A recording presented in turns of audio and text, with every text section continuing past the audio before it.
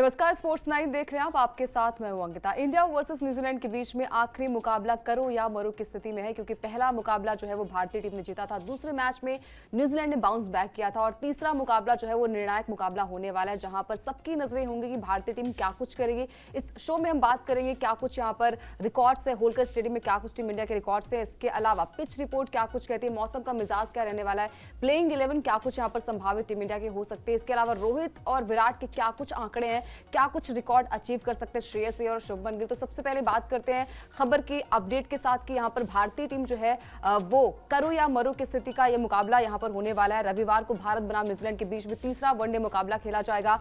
Series जीतने पर है टीम इंडिया की निगाहें। मैच से पहले आज टीम इंडिया का आखिरी प्रैक्टिस सेशन भी होगा।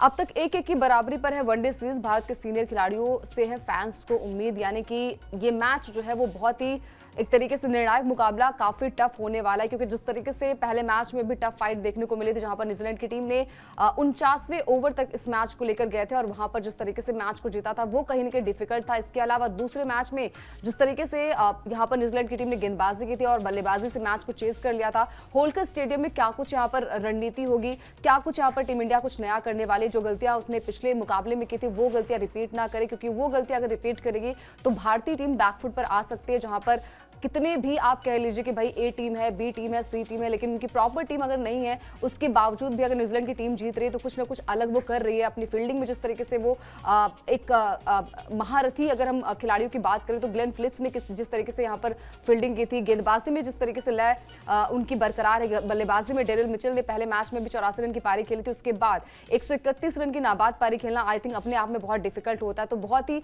इंटरेस्टिंग मुकाबला यहाँ पर होने वाला है। टीम इंडिया की बात करें तो भाई धुरंधर बल्लेबाजों की कमी नहीं है, गेंदबाजों की कमी नहीं है।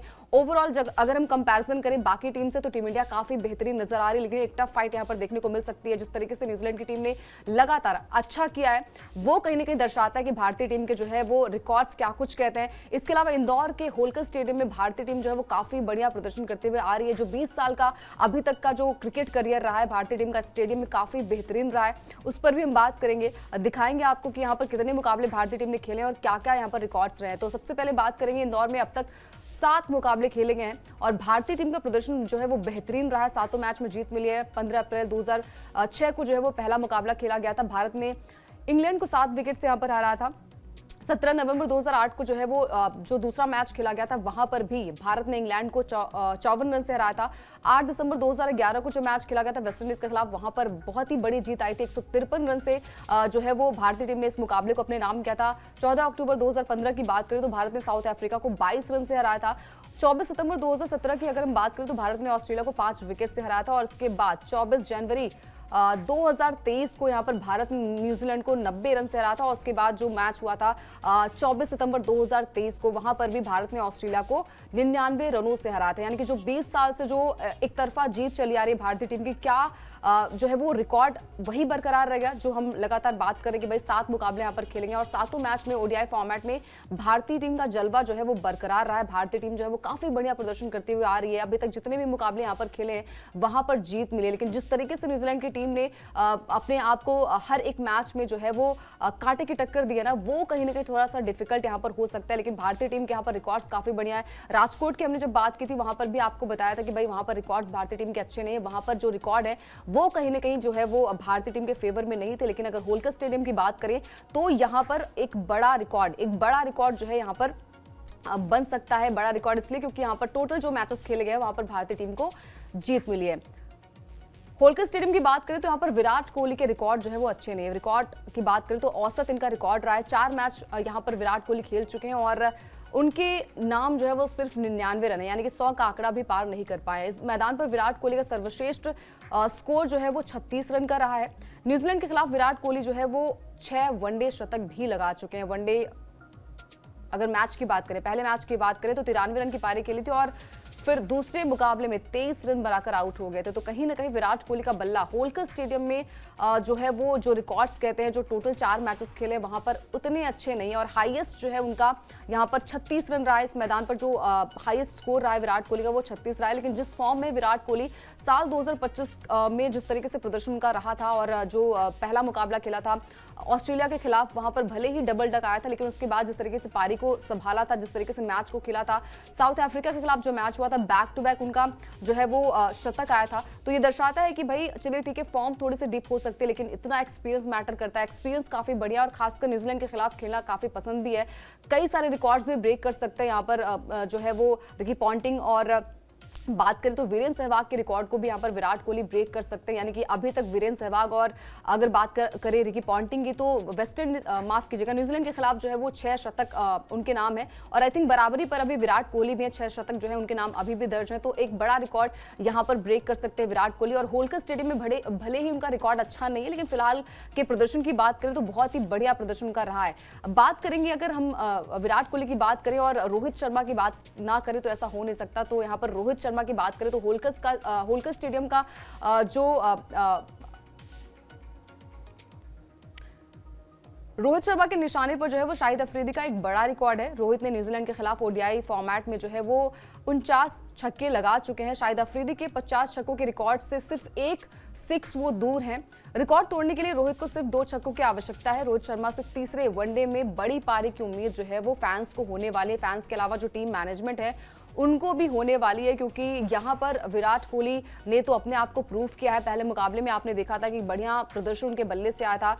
उसके बाद दूसरे मैच में भले ही उनका बल्ला नहीं चला, लेकिन जो अप्रोच, जो सोच है विराट कोहली की, वो बहुत ही मतलब अग्रेसिव थोड़ी सी नजर आई है। क्योंकि पहले मुकाबलों की बात करें वहां पर भी जो है वो चौके के साथ शुरुआत किया था, खाता खोला था, और दूसरे मैच में भी जो है वो चौके के साथ खाता खोला था। तो कहीं ना कहीं विराट कोहली का माइंड बिल्कुल क्लियर है। लेकिन विराट के अलावा रोहित शर्मा अगर चलते हैं तो वो आई थिंक टीम इंडिया के लिए बहुत ही बैलेंस हो जाती है टीम इंडिया, क्योंकि शुरुआत से अगर आपके रन्स बनते हैं तो बाकी प्लेयर्स पर उतना ज्यादा प्रेशर होता नहीं है।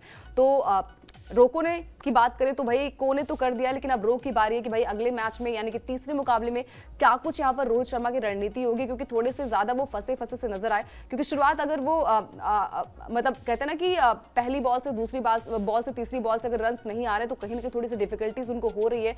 और इस मैदान की अगर बात करें तो भाई छोटी बाउंड्रीज है जहां पर चौके छक्के यहाँ पर हो सकते हैं। इसके अलावा होलकर स्टेडियम में जो है वो रोहित शर्मा ने साल 2023 में न्यूजीलैंड के खिलाफ 101 रन की पारी खेली थी, तो बहुत ही अच्छा रिकॉर्ड उनका रहा है। और साथ ही साथ जो है वो अगर हम रिकॉर्ड्स की बात करें तो बहुत सारे रिकॉर्ड्स और भी बन सकते हैं। अगर हम बात करें श्रेयस अय्यर की, बात करें गिल की, तो उनके नाम भी बहुत सारे रिकॉर्ड्स जो है वो दर्ज हो सकते हैं। होलकर स्टेडियम जो है वो काफी ज्यादा रास जो है गिल को भी आता है। गिल के यहाँ पर 2 शतक हो चुके हैं, तो क्या कुछ यहाँ पर रिकॉर्ड्स बन सकते हैं। श्रेयस अय्यर और गिल जो है वो बड़ा रिकॉर्ड बना सकते हैं। 3000 रन उनके ओडीआई फॉर्मेट में हो सकते हैं। तीसरे वनडे में श्रेयस अय्यर और गिल दोनों 3000 रन यानी कि 3000 ओडीआई रन के बिल्कुल करीब है। अय्यर को 27 रन और गिल को चाहिए 70 रन। दोनों सबसे तेज 3000 रन बनाने वाले बन सकते हैं पहले भारतीय खिलाड़ी। शुभमन गिल ने 60 पारियों में बनाए हैं 2930 वनडे रन। श्रेयस अय्यर की बात करें तो 69 पारियों में जो है वो 2974 रन बनाए हैं वनडे फॉर्मेट में। तो कहीं ना कहीं यहाँ पर दोनों प्लेयर्स पर काफी उम्मीदें होंगी। एक तो हमारे कैप्टन हैं जिन्होंने पहले और दूसरे मैच में कमाल का प्रदर्शन किया। दोनों ही मैच में जो है वो उनके बल्ले से हाफ सेंचुरी आई है, तो ये दर्शाता है कि भाई वो फॉर्म में है। इसके अलावा श्रेयस अय्यर की बात करें तो श्रेयस अय्यर ने भी अपने आप को जो है वो प्रूव किया है। पहले मुकाबले में 49 रन की पारी खेली थी, भले वो आंकड़ा नहीं टच कर पाए थे 50 का, और उसके आगे पारी को बड़ी पारी में तब्दील नहीं कर पाए थे। लेकिन उम्मीद है कि यहाँ पर श्रेयस अय्यर का बल्ला जो है वो दूसरे मैच में जिस तरीके से देखा गया था कि भाई 8 रन की पारी खेली थी और वहां थोड़ा सा निराश किया था, अब उम्मीद है कि तीसरे मैच में क्या कुछ वो प्रदर्शन करेंगे, क्योंकि बहुत सारे रिकॉर्ड्स ब्रेक कर सकते हैं। अगर यहाँ पर श्रेयस अय्यर जो है वो 27 रन बना लेंगे तो सबसे तेज 3000 रन वनडे फॉर्मेट में पूरे करने वाले भारतीय खिलाड़ी बन सकते हैं। इसके अलावा शुभमन गिल जिन्होंने पहले और दूसरे मैच में कमाल का प्रदर्शन किया है, तो उम्मीद करते हैं कि यहाँ पर उनका बल्ला भी जो है वो उसी तरीके से गरजे। और गिल के अलावा श्रेयस अय्यर पर भी नजरें रहने वाली है, क्योंकि नंबर 4 का स्लॉट ऐसा होता है जहां से मैच को आगे भी बढ़ाया जाता है। और आगे बढ़ाने के लिए आपको पता है कि भाई एक्सपीरियंस बल्लेबाज की जरूरत होती है, जहां पर श्रेयस अय्यर जो है वो बखूबी अपना रोल अदा करते हैं। सर, आपको क्या लगता है कि क्या यहाँ पर गिल जिन्होंने 2 मैच में अच्छा प्रदर्शन किया था, उनसे बड़ी पारी की उम्मीद इसलिए होगी क्योंकि ये मैच निर्णायक मुकाबला है, और यहाँ से अगर आप मैच को जीतते हैं ना तो कहीं ना कहीं आपके खाते में चीजें जुड़ेंगी और कहीं ना कहीं आपका मोटिवेशन भी आगे बढ़ेगा। और जो हम लगातार बात कर रहे हैं कि भाई आपके पास एक बैलेंस टीम है, सीनियर प्लेयर्स हैं, तो कहीं ना कहीं उस पर भी एक सवाल या जो निशान अभी तक चल रहे थे, क्योंकि दोनों मैच में टफ फाइट देखने को मिली, तो गिल और श्रेयस अय्यर पर भी नजरें रहने वाली हैं। बिल्कुल रहने वाली, और जितनी बातें आपने कही उसमें एक बात ये भी जोड़ लीजिए कि गिल भारतीय टीम के कप्तान भी हैं। कप्तान उन्हें इसीलिए बनाया गया है कि वो लीडिंग फ्रॉम द फ्रंट का जो एग्जाम्पल सेट करना होता है कैप्टन को, एक बड़े कैप्टन को, एक अच्छे कैप्टन को, वो सेट करें। पहले दोनों मैचेस में हाफ सेंचुरीज आई जरूर है, लेकिन पहले मैच में हाफ सेंचुरी की जो रफ्तार थी, स्ट्राइक रेट काफी कम थी। और दूसरे मैच में मतलब बड़ा प्लेयर कौन सा होता है, बड़ा प्लेयर बनने की कुछ शर्तें होती हैं, कुछ बातें होती हैं। उसमें एक बात यह भी होती है कि जब आपको एक अच्छा स्टार्ट मिल जाए तो आप उसको कन्वर्ट करें। रोहित शर्मा ने यह काम बरसों बरस किया है, विराट कोहली ने यह काम बरसों बरस किया है। तो गिल यस कैप्टन है, इसलिए उनका बहुत इंपॉर्टेंट है कि इस मैच में जो क्रूशियल मैच है, फाइनल जैसा मैच है, उसमें एक शतक लगाएं, एक बड़ी पारी खेले, इंपैक्ट वाली पारी खेले और जीत दिलाएं। दूसरे किरदार, आपने श्रेयस अय्यर की बात की। जब 2027 का वर्ल्ड कप जो अभी माना जा रहा है कि रोहित शर्मा और विराट कोहली खेलना चाहते हैं, उसके बाद यानी 2027 पोस्ट 2027 जो वनडे या T20 फॉर्मेट है, उसमें जो खिलाड़ी बड़े तौर पर देखे जाएंगे भारत की, उसमें श्रेयस अय्यर का नाम होगा। श्रेयस अय्यर भी एक तरीके से कमबैक कर रहे हैं। वो 2023 वाले श्रेयस अय्यर नहीं है जिन्होंने वनडे वर्ल्ड कप में कमाल का परफॉर्मेंस किया था। तो VHT में अच्छा परफॉर्म किया, यहां भी पहले मैच में उन्होंने, जैसा आपने बताया, ठीक ठाक उनके रन्स आए थे, लेकिन अब उन पर भी दारोमदार रहेगा। कुल मिला जुलाकर मुझे लगता है हर मैच से पहले वो जो हम अपनी तरफ से सिर्फ दो नाम लेके आगे बढ़ते हैं ना, विराट कोहली और रोहित शर्मा, ये ठीक नहीं है। भारतीय फैंस को के लिए जरूरी है कि वो उसमें कुछ नाम और ऐड करें, केएल राहुल को लेकर आए, श्रेयस अय्यर को लेकर आए, शुभमन गिल को लेकर आए। और इस लिहाज से ये जो अगली बड़ी जनरेशन है एक्सपीरियंस प्लेयर्स की, उनको परफॉर्म करना चाहिए, खासतौर पर इस मैच में। बिल्कुल, और नजरें होंगी यहाँ पर दोनों प्लेयर्स पर, लेकिन बात करेंगे संभावित 11 की कि भारतीय टीम की क्या कुछ यहाँ पर संभावित 11 हो सकते हैं, क्या कुछ चेंजेस यहाँ पर तीसरे मैच में हो सकते हैं, उस पर भी हम बात करेंगे। यहाँ पर रोहित शर्मा, शुभमन गिल कैप्टन है, Virat Kohli, Shreyas Iyer, KL Rahul wicket keeper बल्लेबाज के तौर पर होंगे, रविंद्र जडेजा, आयुष बडोनी को यहाँ पर मौका मिल सकता है, हर्षित राणा, कुलदीप यादव, मोहम्मद सिराज और प्रसिद्ध कृष्णा। यानी कि एक चेंज यहाँ पर हो सकता है। नीतीश कुमार रेड्डी को अगर दूसरे मैच में मौका मिला था तो शायद यहाँ पर जो तीसरा मुकाबला यहाँ पर आयुष बडोनी को मौका मिल सकता है, जो कि जो होलकर की पिच है वहां पर एक तरीके से स्पिनर के तौर पर अच्छा कुछ वो रोल अदा कर सकते हैं। क्योंकि अभी तक यहाँ पर अगर हम टॉप 5 अगर हम गेंदबाजों की बात करें तो 4 गेंदबाज जो ऐसे रहे जिन्होंने यहाँ पर अच्छे खासे विकेट्स लिए थे और वो भी स्पिनर्स ने लिए थे। तो आई थिंक आयुष बडोनी को मौका मिल सकता है यहाँ पर। बिल्कुल मौका मिल सकता है, और इसलिए भी मौका मिल सकता है क्योंकि पिछले मैच में नीतीश रेड्डी ने कुछ किया नहीं, और पिछले मैच में जब नहीं किया और भारतीय टीम के जो बैटिंग कोच है रेयान टेंडेश खाटे, जब वो आए थे तो प्रेस कॉन्फ्रेंस में उन्होंने एक तरीके से कह ही दिया था साफ साफ कि जो मौके नीतीश कुमार रेड्डी को दिए जा रहे हैं वो उन मौकों को पूरा उसको यूटिलाइज नहीं कर पा रहे। देखिए, जब आप किसी प्लेयर को ना अंकिता ऑलराउंडर कहते हैं तो फिर उसको ऑलराउंडर की कुछ सेट डेफिनेशन है। उसको अगर वो T20 मैच खेल रहा है तो उसको कम से कम 4 में से 2 ओवर फेंकने चाहिए, और अगर वो वनडे खेल रहा है तो कम से कम 10 ओवर में 5 से 6 ओवर उसको फेंकना चाहिए। उसका कप्तान यूटिलाइज करे उसको, तब तो वो ऑलराउंडर है बैटिंग से कंट्रीब्यूट करने के अलावा। वरना अगर वो 2 ओवर गेंदबाजी कर रहा है, अगर उसको बैटिंग में आप भेज रहे हैं और अभी लेट्स से 20 ओवर का खेल बाकी है और वहां पर अपनी इनिंग बिल्ड नहीं कर पा रहा है, तो फिर वो चीजें गड़बड़ है। और कई बार ऐसा होता है कि लगता है कि एक नए खिलाड़ी से इतनी ज्यादा एक्सपेक्टेशन क्यों है, लेकिन वो इसलिए है क्योंकि बार बार जो हम और आप चर्चा करते हैं कि जो लंबी कतार है, जो खिलाड़ी वेटिंग लिस्ट में है, अगर उनको भी तो आजमाएंगे ना। तो आयुष बडोनी एक ऐसे खिलाड़ी जिनको लेकर आया गया, तो ये भी कहा गया कि भाई वो चूंकि लखनऊ की टीम में है, गौतम गंभीर की गुड बुक्स में है, इसलिए उनको लाया गया है। लेकिन अब अगर आप उनको लेकर आए हैं तो आपको उनको एक मैच सिचुएशन में भी ट्राई करना चाहिए, इसमें कोई बुराई नहीं है। मतलब आप या तो आप उनको लेकर ना आए होते तब तो ठीक है, समझ में आता, लेकिन अब अगर आप कई खिलाड़ियों की लाइन से उनको बाहर करके ले आए हैं स्क्वाड में, तो आप खिला दीजिए उनको प्लेइंग 11 में। उनमें भी वो भूख होगी कि उनको परफॉर्म करना है। बिल्कुल, उनमें भी वो भूख होगी और आई थिंक वो परफॉर्म भी करेंगे, क्योंकि जब मौके मिलते तो आपके पास एक मौके होते तो आप वहां पर अच्छा करते हैं।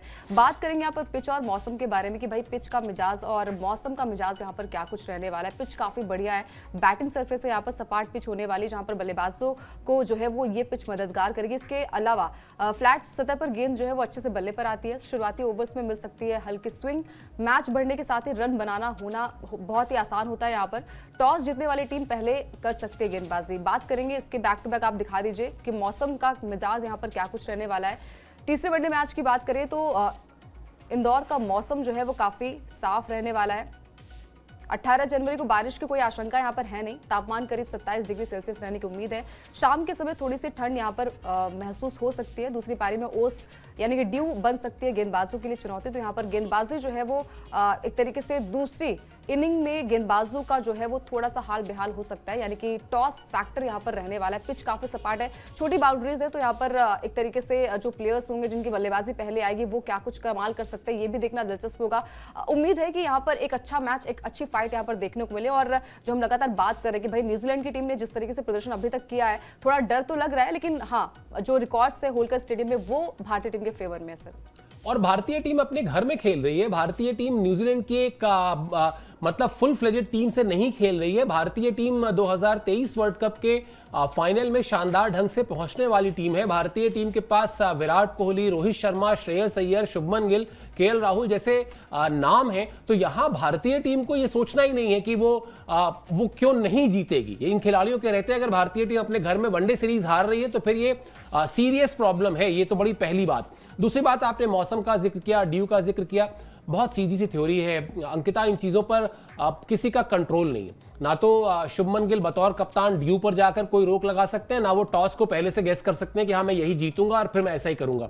फॉर्मूला सिंपल है, अगर आपको पहले बैटिंग करनी है, आपको 350 रन बना के लगा देने हैं स्कोर बोर्ड पर, ताकि वो जो बाद में गेंदबाजी करना मुश्किल हो जाता है वहां 15, 20, 25 रन का कुशन रहे भारतीय गेंदबाजों के पास। अगर न्यूजीलैंड के कोई खिलाड़ी अटैक करता भी है, किसी गेंदबाज की पिटाई होती भी है, तब भी आपके पास रन्स रहे। लेकिन अगर आप ये सोच रहे हैं कि आप पहले बल्लेबाजी करेंगे और 300 जोड़ के मैच जीत लेंगे, मुश्किल है। क्योंकि याद करिए, पहला मैच न्यूजीलैंड की टीम ने 300 रन जोड़ा था, दूसरे मैच में भी वो 285 रन तक पहुंचे।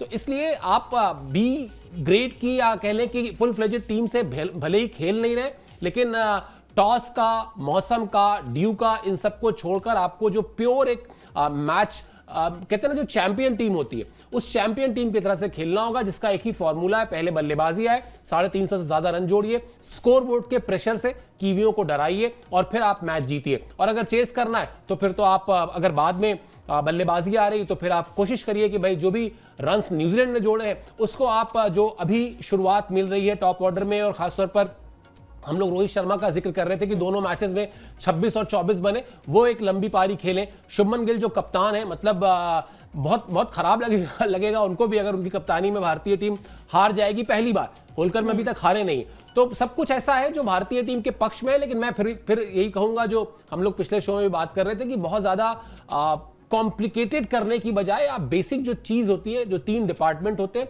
उसमें इंप्रूवमेंट के बारे में सोचें। यानी बैटिंग, बॉलिंग और फील्डिंग में इंप्रूवमेंट के बारे में सोचें। बाकी चीजें अपने आप ठीक हो जाएंगी। बिल्कुल, और यही उम्मीद के साथ जो है वो हम चाहेंगे कि भाई भारतीय टीम जो है वो अगले मैच में अच्छा करे, क्योंकि आपके पास पूरी की पूरी टीम है, प्रॉपर टीम है आपके पास बैटिंग डेप्थ है, आपके पास गेंदबाजी अच्छी है। जहां पर होलकर स्टेडियम में सबसे अच्छे रिकॉर्ड्स रविंद्र जडेजा के हैं, सबसे ज्यादा विकेट भी उनके हैं। तो कहीं ना कहीं आपकी टीम काफी बैलेंस्ड है, और टीम जिस तरीके से अभी तक मैचेस खेल रही है, बहुत ज्यादा एक्सपेरिमेंट्स यहाँ पर करने की आवश्यकता नहीं है। आई थिंक वो आपका माइंड गेम क्या होता है, माइंड मतलब सोच क्या होती है, क्लैरिटी होनी चाहिए, हर एक प्लेयर को अपनी रोल के बारे में पता होना चाहिए। आई थिंक वही सारी चीजें जो है वो दर्शाती है कि आप क्या कुछ कर सकते हैं। अगर हम बात करें इस मैच पर, जो है वो पूरी की पूरी नजर रहेगी। पिच रिपोर्ट के बारे में हमने बात करी हमने रिकॉर्ड्स के बारे में, क्या कुछ यहाँ पर गिल और श्रेयस ये रिकॉर्ड्स बना सकते हैं, क्या कुछ यहाँ पर अचीव कर सकते हैं रोहित शर्मा, तमाम चीजों पर हमारी नजरें रहेंगी। फिलहाल स्पोर्ट्स 9 को अगर आपने अभी तक सब्सक्राइब नहीं किया तो फटाफट से कर लीजिए, ताकि कोई भी बड़ी अपडेट मिस ना होने पाए।